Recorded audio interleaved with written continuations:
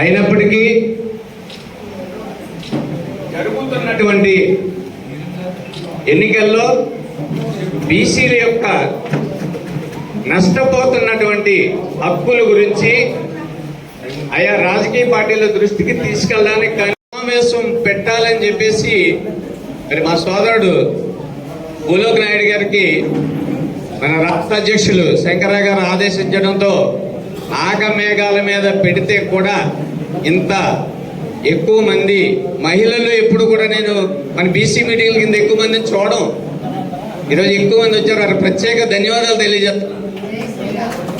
ఎందుకంటే బీసీ ఉద్యమాలు అంటే ఎక్కడ చూడండి, ఏ మీటింగ్ చూడండి, మగాళ్ళు ఎక్కువ మంది కనపడతాం. వాళ్ళు ఇన్వాల్వ్ అవుతున్నారంటే దానికి కారణం ఏమని చెప్పి నేను చెప్తాను. ఎందుకంటే మోటివేషన్ అలా చేస్తుందామే అని చక్కగా తీసుకొచ్చినందుకు జిల్లా అధ్యక్షులు మహిళా అధ్యక్షురాలకి ప్రత్యేకమైన ధన్యవాదాలు చెప్పడం ద్వారా. అయ్యా సోదరులారా, సోదరిమణులారా, ముఖ్యంగా ఈరోజు సమావేశం ఉద్దేశం ఒక నిమిషంలో తేల్చేస్తాను నా వరకైతే. ఎందుకంటే సమయం 1:30 అయింది. అందరికీ ఆకలి నకనకలాడుతుంది. ఎందుకంటే మరి పెద్దలు కూడా మాట్లాడేటప్పటికి టైం ఇంకా ఎక్కువ అవుతుంది. అందువల్ల సమయం తక్కువే తీసుకుంటాను. ముఖ్యంగా మనం ఎప్పటి నుంచో చూస్తున్నాం ప్రభుత్వాలని మనల్ని ఏదో ఉద్ధరిస్తారని, కానీ మనకి పేర్లోనే ఉంది బీసీ అని. అన్నింటిలోనే వెనుకబడుతూనే ఉన్నాం. ఆఖరికి పోరాటం చేయడానికి కూడా వెనుకబడుతూనే ఉంటాం. గతంలో రాజశేఖర రెడ్డి ముఖ్యమంత్రిగా ఉన్నప్పటి వరకు ఈ రాష్ట్రం, ఉమ్మడి రాష్ట్రంలో 93 బీసీ కులాలు ఉంటే ఈ బీసీల హక్కుల కోసం మాట్లాడుతున్నారు. శంకరరావు గారు లాంటి వాళ్ళు, ఇలాంటి వాళ్ళందరూ ఇలా నోరు మూయించాలి ఎలాగని ఆలోచన చేసి 93 బీసీ కులాల నుంచి ఈ కులాల హక్కుల కోసం మాట్లాడేటువంటి వ్యక్తులు కొన్ని కులాల్లో ఉన్నారు. వాళ్ళు కులాన్ని మొత్తానికి ఒక ఎమ్మెల్యే ఉంటే, ఒక ఎంపీ ఉంటే, ఒక కలెక్టర్ ఉంటే, ఐఏఎస్ ఉంటే, ఐపీఎస్ ఉంటే ఆ కులం అభివృద్ధి చెందింది అన్నట్టు 14 కులాలని ఆ జాబితా నుండి తప్పించాడు రాజశేఖర రెడ్డి. తప్పించేస్తే నువ్వు ఈరోజు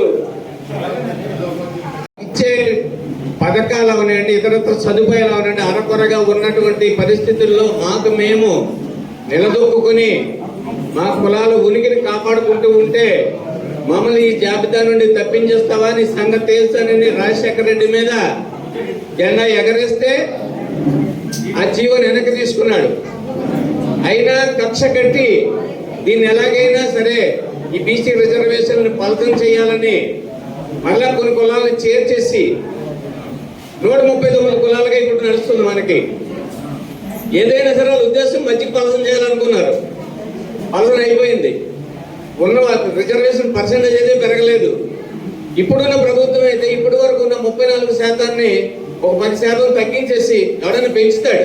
పొద్దున్నవాడు ఎవడైనా మనకి మేలు చేయాలనుకుంటే, మన జనాభా ఓట్లు కావాలని కోరుకుంటే, మన సానుభూతి పొందాలనుకుంటే శాతాన్ని పెంచుతాడు. మనం 50% పైబడి ఉన్నాం కాబట్టి వీళ్ళకి 50% దగ్గరగా చేర్చాలి. 34 ఉంటే నేను 35 చేశాను, 40 చేశానని చెప్పేసి రిజర్వేషన్ శాతాన్ని పెంచడం అనేసి ఒక 10% తగ్గించి ఇప్పుడు 24% రన్ చేస్తున్నాడు జగన్మోహన్ రెడ్డి. మొత్తానికి మనకు మేలు చేశాడా, కీడు చేశాడా, ఆ ఒక్క విషయాన్ని బట్టి మనం అర్థం చేసుకోవాలి. మరి ఇలాగున్న సందర్భంలో కేశవ శంకరరావు గారు విభజన ఆంధ్రప్రదేశ్లో బలమైనటువంటి బీసీ ఉద్యమాన్ని నిర్మిస్తూ ప్రతి జిల్లా 1కి 10 సార్లు తిరిగి మన అనకాపల్లి జిల్లాకి ఒక బలమైన నాయకుడు 2 సంవత్సరాలు నన్ను అలాగా ఫోన్ చేసి సమస్యలు ఉన్నాయి, ఆ పనుల నుంచి నేను బయటకు రావాలి, ఈ ఉద్యమాల్లో పాల్గొవాలంటే నాకు సమయం సరిపోలేదని చెప్పేసి ఆయన 1 సంవత్సరం లేట్ చేశాడు. అలా అయిన తర్వాత మొత్తానికి ఈ బీసీ సంఘం తరఫున పని చేయడానికి నువ్వు ముందుకు ఉండాలి తమ్ముడు అని కేశవ శంకరరావు గారు కూడా మన భూలోక్ నాయుడిని, ఈ టీం అందరినీ కూడా ఒప్పించి మన కోసం పనిచేయడానికి ఆయనకి బాధ్యతలు అప్పగించిన తర్వాత జరుగుతున్నటువంటి విస్తృతమైనటువంటి సమావేశం ఇది. ఇలాంటి సందర్భంలో మరి ఇప్పుడు ఎన్నికలు వచ్చినప్పుడు మరి ఈ బీసీ ఉద్యమం సమస్యలు ఏంటనే పరిస్థితికి మరి ఇప్పుడు మనల్ని మేలు కోరేటువంటి ప్రభుత్వాలని మనం మద్దతు ఇవ్వాలా, లేదా మద్దతు ఇస్తేనే కదా మనకి మంచి జరుగుతుంది అనే ఉద్దేశంతో రాష్ట్ర అధ్యక్షుల వారు రాష్ట్ర వ్యాప్తంగా ఒక పిలిపించి బీసీలందరూ కూడా ఈ కూటమి ఏదైతే నడుస్తుందో రాష్ట్రంలో తెలుగుదేశం, జనసేన, బీజేపీ ఆ పార్టీల నుంచి నిలబెట్టినటువంటి అభ్యర్థుల్ని మనం గెలిపించుకొని ఈ దుర్మార్గమైనటువంటి పాలన నుంచి మన రిజర్వేషన్లు కోత వేస్తున్నటువంటి వ్యక్తుల నుంచి మనం కాపాడుకోవాలంటే మనకి మేలు చేసే ప్రభుత్వాలని ముందుకు తీసుకురావాలనే ఉద్దేశంతో ఆ మద్దతు కోరడానికి పిలిపిస్తే సరిపోదు, ప్రజలకు స్వయంగా నేను వెళ్ళాలనే ఉద్దేశంతో 1-2 రోజులు ఉన్నా సరే సమయాన్ని కుదించుకొని రాష్ట్రం అన్ని జిల్లాలు కూడా పూర్తి చేస్తూ వెళ్తున్నారు. దానిలో భాగంగా వారు ఇచ్చిన పిలుపుకి మనమందరం మద్దతు తెలపడానికి అపశబ్దాల ద్వారా కూటమికి మద్దతు తెలియజేస్తామని తెలియజేయాలని కోరుకుంటూ సెలవు తీసుకుంటున్నాను.